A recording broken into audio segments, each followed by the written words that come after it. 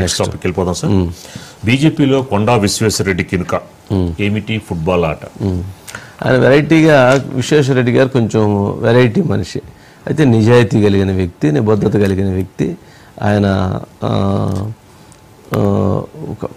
వాళ్ళ హిస్టరీ పెద్ద హిస్టరీ.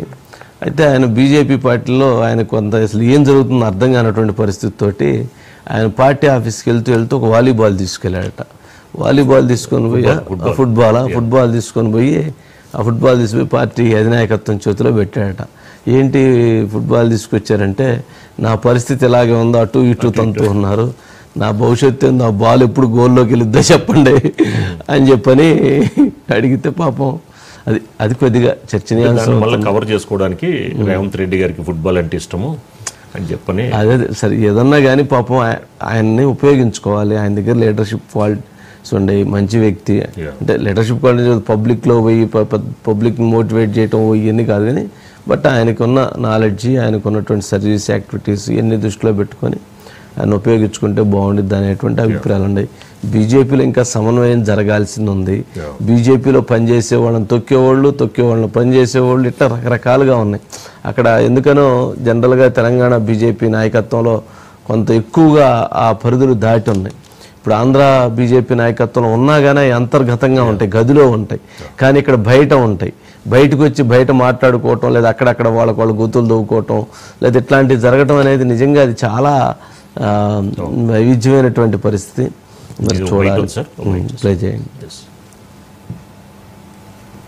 మీ అందరు తెలియదు కానీ నేను ఫుట్బాల్ తీసుకొచ్చిన, ఎందుకంటే వచ్చే ఎన్నికలు లోకల్ బాడీ ఎలక్షన్స్ ఉన్నాయి, దాని తర్వాత జెడ్పీటీసీ, ఎంపీటీ, సర్పంచ్ ఎలక్షన్స్ ఎప్పుడు ఏవైతే తెలియదు, కానీ సిద్ధంగా ఉండాలి, భారీ మెజార్టీ తోటి గెలవాలి. కేసీఆర్ పార్టీని బొందబెట్టేసిండ్రు, కాంగ్రెస్ ఎట్లా అడ్డుకోవాలి. కాంగ్రెస్ అక్కడ రేవంత్ రెడ్డి గారు మా మిత్రుడు ఉన్నారు, సీఎం, ఆయన చాలా మంచి ఫుట్బాల్ ఆడతాడు, అసలు ఆయన చెడు అలవాట్లు లేవు. రేవంత్ రెడ్డి గారితో మనం ఫుట్బాల్ ఎట్లా ఆడుకుందాము లోకల్ బాడీ ఎలక్షన్స్ అని మేము చాలా వివరంగా డిస్కస్ చేసినాము. దాన్ని అడి తిప్పారు, అయితే అది కూడా సంతోషం. సరే నెక్స్ట్ రిజర్వేషన్ల సమస్య తీరేది కాదు, స్థానిక ఎన్నికల నిర్వహణకే రేవంత్ ముగ్గు. ఈ 42% రిజర్వేషన్ల అంశం క్లారిటీ రాకపోవడంతో ప్రాంతీయ అది అయ్యేది కాదు, ఇప్పుడు అది కాదు.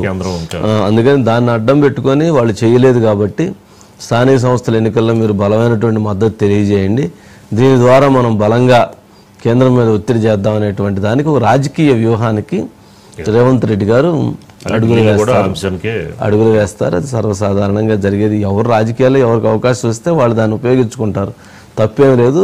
దాన్ని ఆయన బలంగా ఉపయోగించుకొని 1-10 సార్లు చెప్పి ప్రజల్లోకి వెళ్ళి ప్రజల్లో మద్దతు కూడగట్టుకునేటువంటి ప్రయత్నానికి అడుగులు వేయటంలో ఎటువంటి తప్పు లేదు. ఈరోజు రేవంత్ రెడ్డి గారు వర్షాలు పడితే రేవంత్ రెడ్డి గారు పట్టించుకోవట్లేదు.